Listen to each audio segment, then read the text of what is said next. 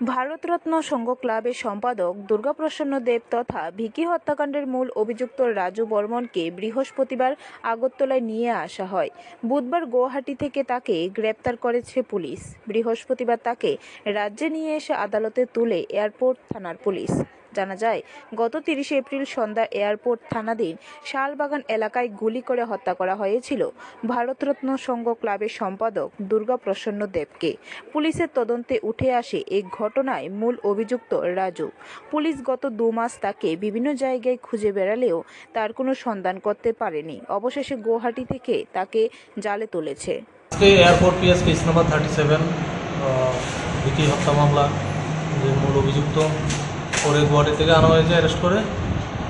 এখন এনসিসি পিএসে তো আমরা এখন কাগজি কারবাই করে ওকে কোর্টে প্রডিউস করব। আমরা দেখছি আর বাকি কারা কারা আছে। ব্যুরো রিপোর্ট, খবর ত্রিপুরা।